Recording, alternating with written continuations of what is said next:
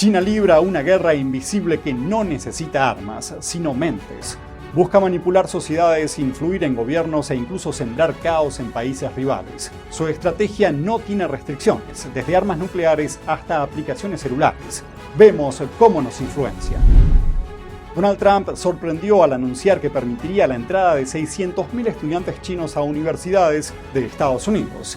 Pero la decisión genera dudas. ¿Qué pasará con los estudios sensibles en tecnología, ciencia o inteligencia artificial que podrían terminar en manos del PSC?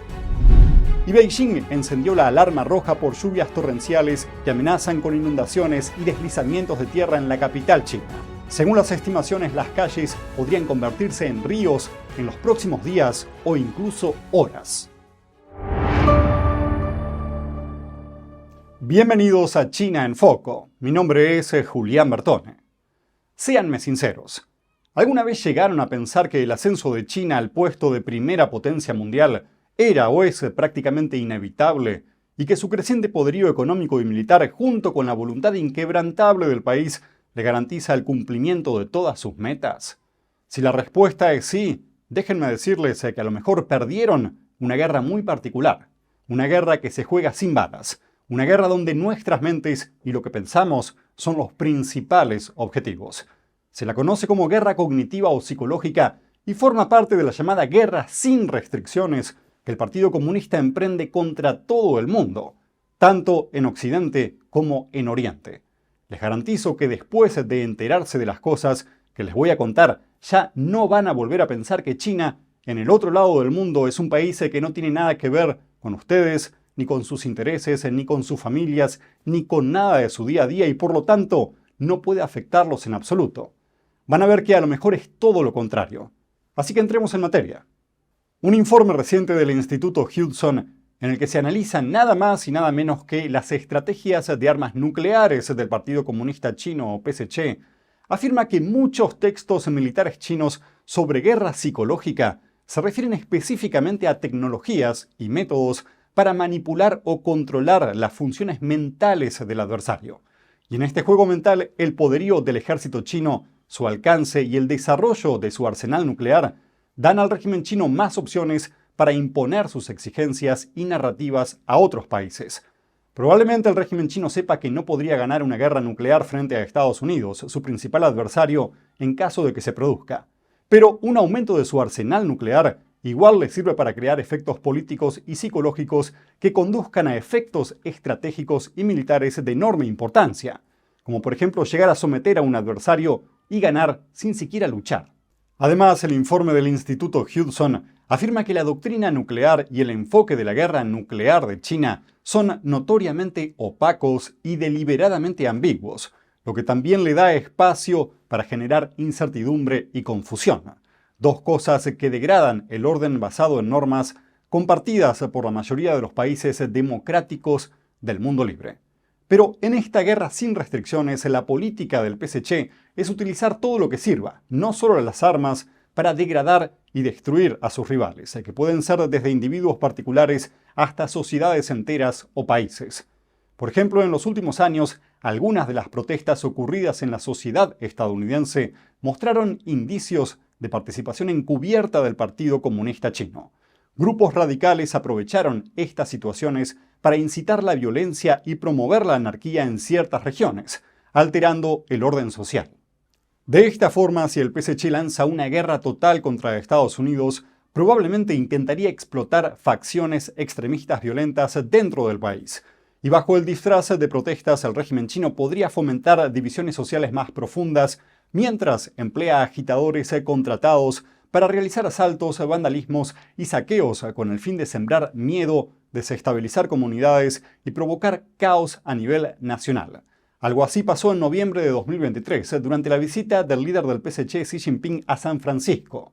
En esa oportunidad, Beijing orquestó ataques dirigidos a disidentes chinos que protestaban cerca del lugar del evento.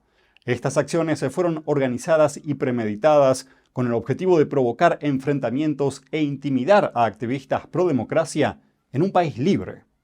Por otra parte, los consulados y embajadas chinas podrían funcionar como centros de comando para tales operaciones. El PSC también tiene influencia en algunos medios de comunicación de Estados Unidos. En momentos críticos, estos medios pueden difundir información falsa y narrativas contra el gobierno estadounidense para generar presión política y sembrar desconfianza. También existen pruebas de que el PSC hace todo lo posible por explotar el sistema legal estadounidense e influir en funcionarios del gobierno para ampliar sus represiones y avanzar en su agenda global.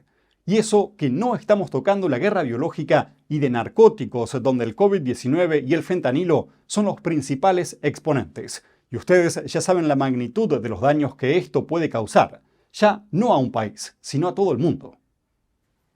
Otras herramientas son las redes sociales, plagadas de cuentas falsas, creadas intencionalmente para difundir contenido favorable al régimen chino o información falsa o ambigua, capaz de afectar a individuos o a gobiernos. Y si no se trata de cuentas falsas, puede tratarse de influencers reconocidos a los que se paga para hablar mal sobre determinados temas que no agradan a Beijing. TikTok, la aplicación china usada por cientos de millones de personas, es una de las mayores amenazas de este tipo y representa también el peligro de utilizar aplicaciones desarrolladas en China en nuestros ordenadores o celulares con las cuales compartimos nuestra información personal, que podría caer en manos del PSC para lo que desee utilizarla. Con todas estas estrategias en manos del régimen chino en pleno funcionamiento y sabiendo que es solo la punta del iceberg, ¿siguen pensando que el régimen chino y sus planes globales no pueden llegar hasta ustedes? Además, si vemos lo que es capaz de hacer en suelo estadounidense y de cómo logró infiltrarse hasta en las altas esferas de su gobierno y de sus infraestructuras críticas, ¿qué no podría hacer en países latinoamericanos? Hacernos esta pregunta e intentar responderla, yo creo que vale la pena. ¿Ustedes no? Hay mucho más para decir sobre esto y muchos ejemplos concretos que quiero contarles, pero dejemos eso para el programa de mañana y los sucesivos, y pasemos a ver otras noticias importantes del día. Otra forma de infiltrarse que tiene el régimen comunista chino en Estados Unidos y otros países es a través de sus estudiantes o asociaciones con escuelas o universidades. Por eso, no hace mucho la administración Trump se volvió más estricta a la hora de otorgar visas a estudiantes chinos, impidiendo la entrada al país a aquellos estudiantes que presenten algún tipo de vínculo con el PSC o su aparato militar, o dependiendo de cuán sensibles fueran las materias de estudio. Sin embargo, este lunes Trump dijo que, contrario a lo que se pensaba, que no permitiría la entrada de ningún estudiante chino al país, iba a dejar que 600.000 estudiantes chinos ingresen a Estados Unidos para estudiar en sus universidades. Así que veamos los detalles. Escuché muchas historias sobre que no vamos a permitir que sus estudiantes vengan. Vamos a permitir que vengan. Vamos a permitirlo. Es muy importante. 600.000 estudiantes.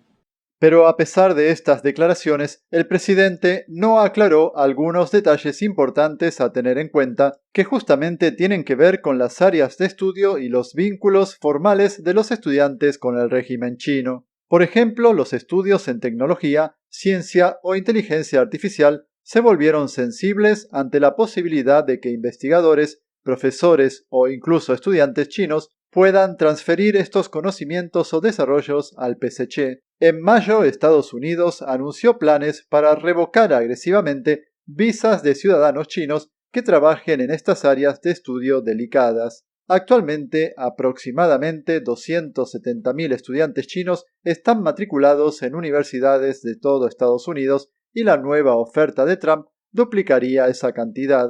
Por otra parte, frente a las duras negociaciones comerciales con China, esta podría ser una forma de reducir tensiones o de ganar algún avance en otro sentido. En su discurso del lunes, Trump también repitió que el líder del PSC, Xi Jinping, quiere que él visite China. El presidente Xi quiere que yo vaya a China, y es una relación muy importante. Como saben, estamos recibiendo mucho dinero de China por los aranceles y diferentes cosas, y es una relación muy importante. Nos vamos a llevar bien con China. Recordando la guerra de aranceles a principios de año, la administración Trump impuso un arancel exorbitante del 145% a todas las importaciones chinas, y a su vez el PSC respondió con un arancel propio del 125% a los productos estadounidenses. Actualmente los aranceles están en una cifra transitoria del 30% para China y un 10% para Estados Unidos, a la espera de un acuerdo comercial definitivo. Este martes, las autoridades de Beijing activaron la máxima alerta, la alerta roja, por lluvias torrenciales en 5 distritos de la capital para advertir del riesgo extremo de inundaciones, deslizamientos de tierra y desprendimientos de lodo en zonas montañosas. Aparte de los distritos en rojo, hay otras jurisdicciones periféricas que permanecen bajo alerta naranja y amarilla. El Servicio Meteorológico Local prevé que durante estos días se acumulen más de 150 milímetros de agua en un solo día, con puntos que incluso podrían superar los 200 milímetros en pocas horas.